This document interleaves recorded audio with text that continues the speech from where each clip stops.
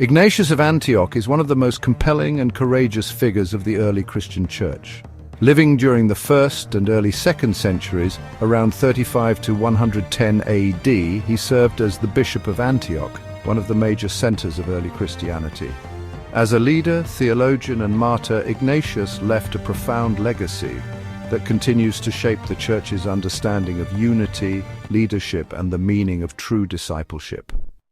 Ignatius is best known for the 7 letters he wrote while being escorted to Rome to face martyrdom for his faith. These letters, addressed to various Christian communities and leaders, offer a rich insight into the spiritual life and theological concerns of the early church.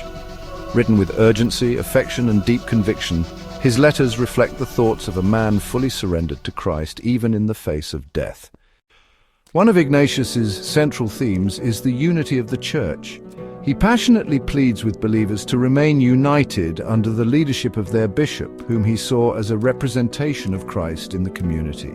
For Ignatius, the bishop, along with presbyters or elders and deacons, formed a divinely appointed structure that safeguarded both doctrine and unity.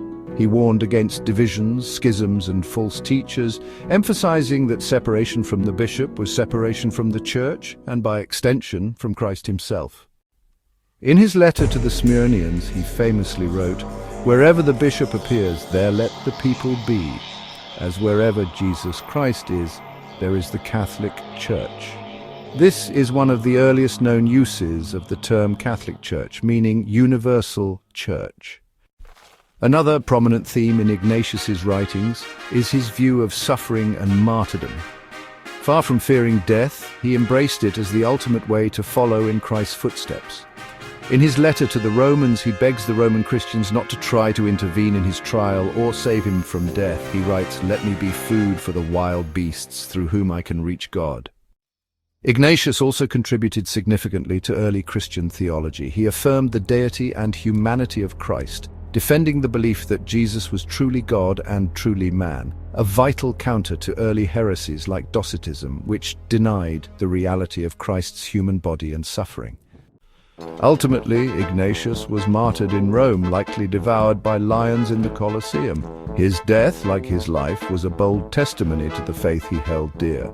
He is honored today as a saint in both Eastern and Western Christian traditions, and his writings continue to be studied for their powerful spiritual insight and historical value. In conclusion, Ignatius of Antioch stands as a pillar of the early church, an example of pastoral care, theological clarity, and fearless faith. His letters serve not only as documents of ancient Christian belief, but also as living challenges to modern Christians to embrace unity, honor spiritual leadership, and remain faithful even unto death.